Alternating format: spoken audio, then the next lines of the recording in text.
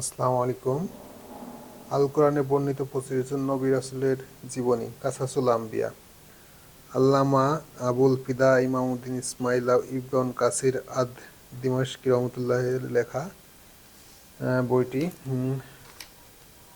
আমরা যদি একটু ভিতরে দেখি, অনেক সুন্দর রঙিন কাগজে ছাপিয়েছে। আল্লাহ তাআলা জান্নাত থেকে আদমকে পৃথিবীতে পাহাড়ের উপর প্রেরণ করেন শ্রীলঙ্কায়। আদম আসলামের পদচিহ্ন যা বর্তমানে একজন মানুষের সমান। আদম আসলামের পদচিহ্ন, আদম ও মা হাওয়ার সাক্ষাৎ আরাফাত ময়দানের এই স্থানে। এরপর রয়েছে নূহ আসলামের প্লাবনের সময় যে নৌকা আরোহণ করেছিলেন সেই নৌকার ধ্বংসাবশেষ, এবং ইদ্রিস আসলামের কবর ইরানের কুরসুত শহরে।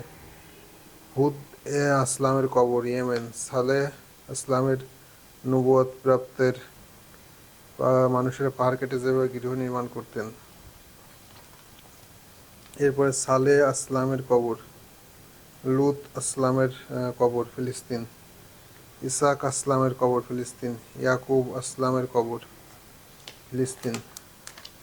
এভাবে ছবি দিয়ে বেশ কিছু দেওয়া হয়েছে। এরপরে রয়েছে সূচিপত্র। অনেক সুন্দর একটি বই, আপনারা দেখছেন ম্যাপের মতো করেও দেওয়া আছে। আপনারা চাইলে এই বইটি আমাদের থেকে সংগ্রহ করতে পারবেন। এই বইটির দাম পড়বে, বেশ ভালোই দাম পড়বে। দাম যেহেতু ওঠানামা করে তাই আর দাম বলছি না। আপনারা আমাদের ওয়েবসাইটে এবং ফোন নাম্বারে ফোন করে, হোয়াটসঅ্যাপে নক করেও অর্ডার করতে পারবেন। আসসালামু আলাইকুম রহমতুল্লাহ।